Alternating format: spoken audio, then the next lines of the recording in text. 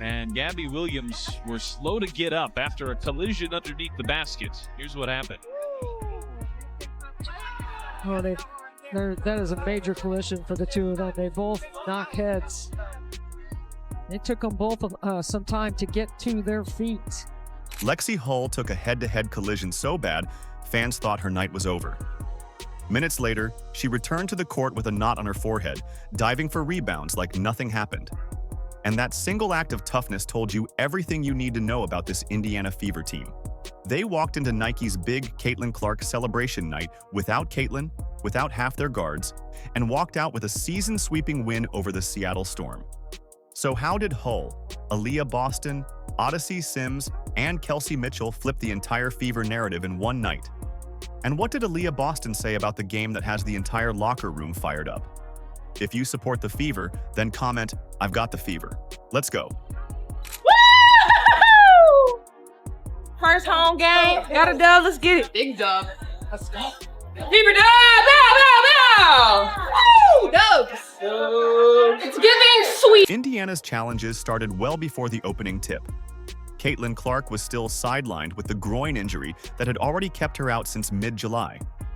Joining her on the unavailable list were Sophie Cunningham, Ari McDonald, and Sydney Colson, all dealing with season-ending injuries, while Chloe Bibby was still managing knee discomfort. That left the Fever without most of their guard rotation, forcing the bench to stretch thin and the starters to carry heavy minutes on a crucial night. AB's been the one that's been most affected by all of our injuries. You know, all of the point guards that know how to get her the ball and how they get it to her. And it's not just getting her the ball, it's where you get it to her. You know, getting it to her on time, on target, you know, thinking one pass ahead, you know, all that matters. And I thought today, her aggressiveness with the ball in her hands to the rim, getting into defenders, playing low to high instead of high to low. When she plays like that, you know, there's nobody that can stop her. And, you know, she set the tone for us, really on both ends. You know, she had the NECA assignment as well and set the tone for us on both ends. And, you know, she was terrific. The timing couldn't have been tougher. Indiana had just dropped 4 of their last 5 games, slipping back toward the edge of the playoff picture. They entered the matchup with a 19-win, 18-loss record, holding the 8th and final postseason spot, while Seattle sat directly ahead of them in 6th. Every possession carried weight, not just to avoid another loss streak, but to claw upward in a standings race separated by a single win. For players and fans alike, the urgency was impossible to ignore. Aliyah, this is a string of games, beginning of a string of games against the teams you're competing for a playoff spot against. Did this game feel more important in that regard? And I guess how big was it to get a win in this one? Yeah, I mean, going into this game, we talked about that this was going to be a big game for us, considering the standings where Seattle was. But, you know, going into the West Coast trip, I mean, right now we're just going to be focused on LA. That's kind of been our motto this entire season, is just focus on the game ahead of you, be where your feet are. And so starting tomorrow, we're going to be looking at LA. But, I mean, this next string of games definitely important for us, but we got to take it one game at a time. And yet, the atmosphere inside Gainbridge Fieldhouse told a different story before the ball was tossed. Caitlin Clark's new Nike logo reveal had turned the arena into an off-court celebration, with banners strung across railings, promotional shirts flooding the stands, and fans lining up to snap selfies against branded backdrops. It was a night carefully built around Clark's superstardom, her influence as both a player and a cultural icon. But the irony cut sharp. Clark herself was only on the sidelines, watching from courtside while teammates fought to keep the team's playoff push alive. Feels good. Got the pants, got the charms, necklace, zipper, everything. On the floor, the adjustment loomed large. Without Clark's outside shooting to stretch defenses, and without several veteran ball handlers to steady the offense, Indiana had to lean into inside scoring and rebounding just to give themselves a chance. Seattle, featuring a veteran core still aiming to secure their own playoff positioning, looked like the kind of opponent that could fully exploit Indiana's short rotation. Few in the building expected something other than a close fight at best. It's special. I mean, you know, there's very few people who get the opportunity to say that they have a logo and to make the impact that she makes, not just I think, in the sport, but globally, just by being who she is. She's a connector. She brings people together. And, I think for us to be a part of that, and whether it's, as simple as being able to celebrate all of these things with her, or, as much as walking out into the arena and seeing the whiteout on the chairs out there, it's really cool. And it's really special and shoot, I'm talking about it right now, and just feeling the intense gratitude for me personally, being in women's basketball, to be able to be a part of this moment, and to celebrate with her. Still, the Fever players carried themselves with a different energy. Rather than letting the injuries and the celebratory distractions define the night, they embraced the moment like a test of toughness. Every defensive rotation seemed sharper. Every box out drew just a little more contact. And the crowd, fueled by Clark's off-court presence but desperate for someone else to rise, began to rally behind the effort on the floor. It was in that fragile, high-pressure environment that the defining scene of the night happened. One collision that put all of Indiana's resilience into focus. And Gabby Williams were slow to get up after a collision underneath the basket. Here's what happened. Oh, that is a major collision for the two of them. They both knock heads. It took them both some time to get to their feet. It happened in the first quarter. Lexie Hull and Gabby Williams were both chasing a loose ball under the basket when their heads collided hard. The sound of heads crashing echoed in the arena, and both players hit the floor. Williams stayed on the bench, but Hull walked straight to the locker room, clutching her forehead. The cameras caught the swelling starting almost immediately, a visible bump that left people wincing at home and inside Gainbridge Fieldhouse. The crowd went quiet. Losing Hull on top of 5 other injured teammates seemed like the breaking point. Happened on that play?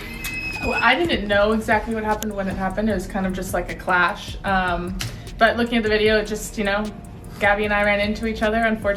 Unlucky. I think we both have knots on our heads, so we both kept playing, so that's all right. Were you pretty dazed when you... Yeah, I think it's more like what just happened, big collision. I just need some time. Felt my face, felt a growing knot, so that doesn't feel good. Fans assumed that was it for her night.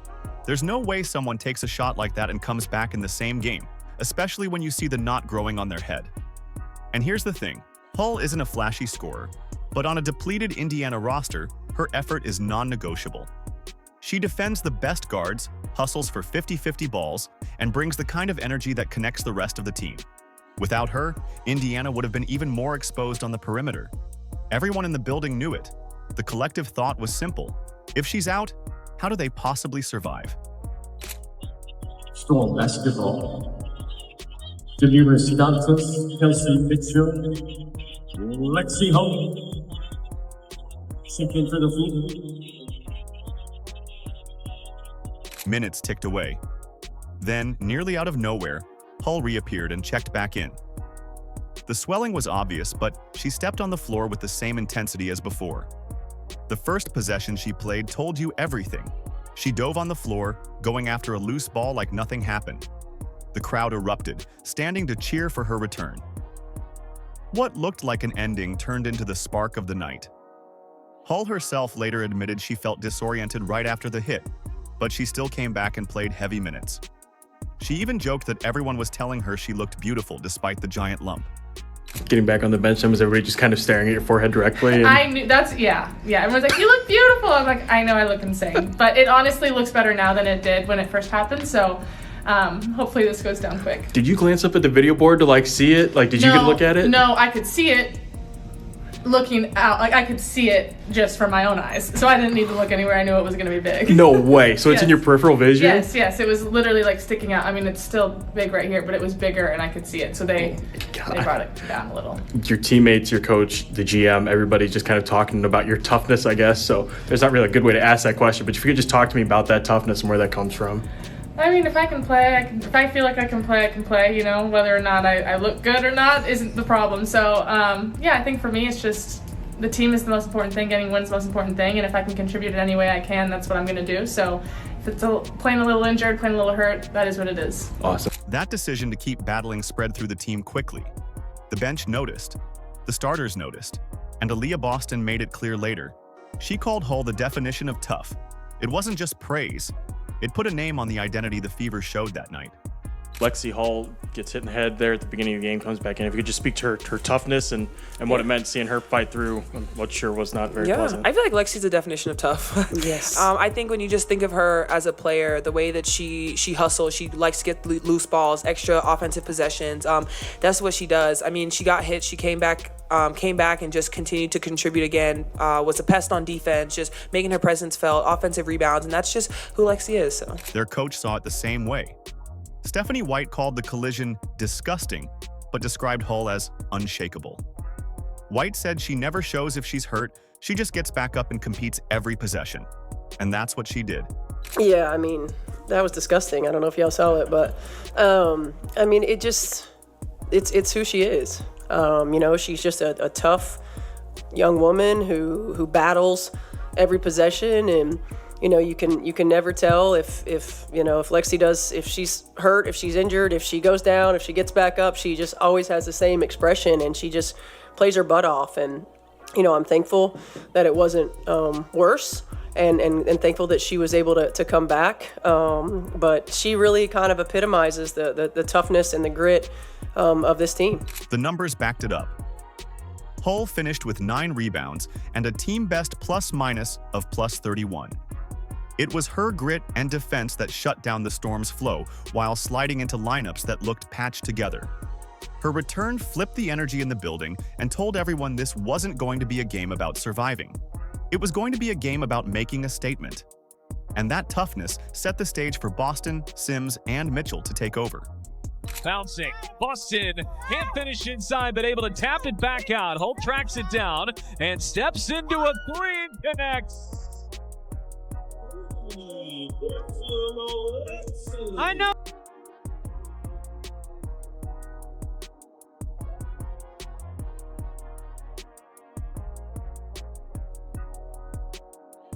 With the guard rotation so thin, everything for Indiana shifted inside, and Aliyah Boston made sure Seattle felt it on every possession. She scored 27 points, grabbed 9 rebounds, and made life miserable for anyone who tried to stand in her way. You could see her setting up deep position, creating space with her body, and finishing with the kind of power that forced the Storm to double and still come up short. When a star embraces the role of carrying an offense, there's a different energy, and Boston owned the paint like it belonged to her. And good hands there by Aliyah. Boston just wrestles it away from Agumake, and here is Mitchell. Usually you'd have a 2-for-1 right here if you had Caitlin Clark on the floor, but without Caitlin Clark, you really need to get a good look. They do get a good look, and it's Boston to Mitchell. Here is Boston going at the rookie. Boston using her strength to get to the rim. That 1-4 dribble puts the shot blocker inside the cylinder of the rim. Seattle simply had no solution. By halftime, you could feel how overwhelmed their front court was becoming. Indiana out-rebounded them 42-21, a margin you rarely see at this level. Every missed shot seemed to land in Boston's hands, and with second-chance points stacking up, the Storm couldn't generate any rhythm. Their guards tried to penetrate but kept finding traffic, and when nothing opened up around the arc, frustration started to show. It felt like a one-sided battle inside, with Boston controlling the flow on both ends. It's just a really good job. That's what I'm talking about. An extra dribble to get Malanga inside the cylinder of the rim. It's been a strong start to the third quarter here for Indiana. An 11-point lead has grown to 16, and Boston adding to it, and 1 and a foul. Screen and roll, and a good steal. I say this. But she wasn't doing it alone. Odyssey Sims stepped up and played like a veteran who had been on this stage for years. She finished with 22 points, attacking off the dribble, pushing the ball in transition, and hitting the shot that turned the arena into chaos. A deep 3 from the logo that dropped perfectly through. That single moment was more than 3 points. It was Sims saying out loud that this depleted Fever team wasn't going to back down. For someone signed late in the year, she looked not only comfortable but fearless, and her pace fueled everyone else on the floor. Aliyah Boston And Izzy Magbagor in the center jump circle. We are underway from Indianapolis. Odyssey Sims tracks down the jump ball and lays it in. Here is Sims, one of those newcomers, slicing through the defense and gets to the rim.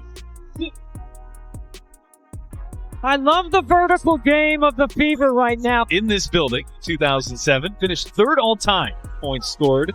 IHSA basketball history on the girls' side as Odyssey Sims knocks down a three. Kelsey Mitchell brought her usual steady scoring, adding 21 points that stretched Seattle's defense and made sure they couldn't only key in on Boston. Even without Clark spacing the floor, Mitchell's outside game kept the balance alive. Whenever the Storm closed the gap or showed signs of making a run, Mitchell answered. It was the type of consistency that told you Indiana still had firepower on the perimeter. Together, the trio of Boston, Sims, and Mitchell gave the Fever an identity that looked nothing like desperation. It looked dominant. As Agumake gets it to go. Mitchell, quick trigger, and hits. Unguardable. No one can guard. Sykes doing a good job of stuffing that backdoor cut, but it just sets up the screen and roll. It's all Kelsey Mitchell. The subtle things, the amount of attention. What stood out most was how this reshaped approach worked in every aspect. The Fever turned stops into breakouts, forcing Seattle into just 3 fast break points the whole night. They dictated pace, controlled the interior scoring, and played so aggressively that the Storm spent more time reacting than creating. That's not just hanging on until Clark returns. That's building an alternative formula that works. By the end, a 95-75 win didn't feel like an upset. It felt like control. Indiana swept Seattle 3-0, climbing back into 6th in the playoff picture, and did it while making a clear statement. On a night meant to showcase Clark's logo, the game proved something even bigger. The Fever are so much more than one star. Okay, really great stuff. That's the most complete game we put together in a long time. We made more free throws than they attempted. Yo, hey, that is a difference maker for us, and that will be a difference maker for us. 22 assists on 36 made field goals. Total team effort. AB, 1,000th career rebound. Fastest player in Fever history to do so. Thanks, ladies. And Kel set a new franchise record for most points in a single season.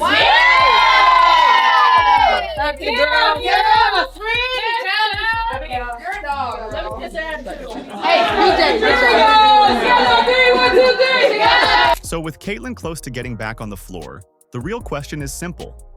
If this group can impose their will while injured, what kind of ceiling do they hit once whole again?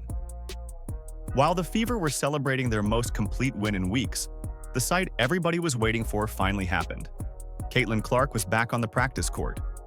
For the first time since suffering her groin injury in mid-July, she joined live workouts with her teammates, and the buzz around that update spread just as fast as news of the victory. Clark has already been gone for 16 straight games, one of the longest absences of her career, and her presence in uniform again was more than symbolic. It signaled that her road back might finally be close to the finish. I don't have any specifics on it. I think right now it's day to day. She's progressed in her rehab and anticipate by hopefully what is today? What day is today? Tuesday. By hopefully end of the week she'll be on the floor at least in practice. What have you been missing without her? You know, I was talking to her recently about what she brought to you guys, but what do you feel like you've lacked when she is absent from these games? The ability to spread the floor for AB. I mean, really to have another person that can knock down a shot and we can create some space for AB to go to work on the interior. Coach Stephanie White explained before the game that Clark had been limited to walkthroughs earlier in the week, but this time they wanted to see her in a full practice environment. That doesn't just mean shooting drills or individual conditioning. It's about testing whether her body holds up to contact, how she reacts to defensive pressure, and whether she can sustain her rhythm across long stretches. Returning too early from a groin issue risks setbacks, and White made clear it would take multiple practices before the team was confident enough to activate her. The pressure is obvious when you look at the schedule. Indiana only has 6 games left in the regular season, and each day without Clark tightens the margin for error. Sitting in the 6th seed is better than they were just a week ago, but the table is crowded.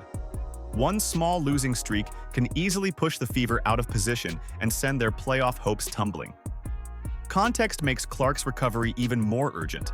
This isn't about buying her time for next season. These final weeks are about survival and securing momentum. Just curious, on a big picture, was Caitlin able to go through your little walkthrough or whatever you normally do? And what do you want to see ultimately to get comfort whenever the time comes?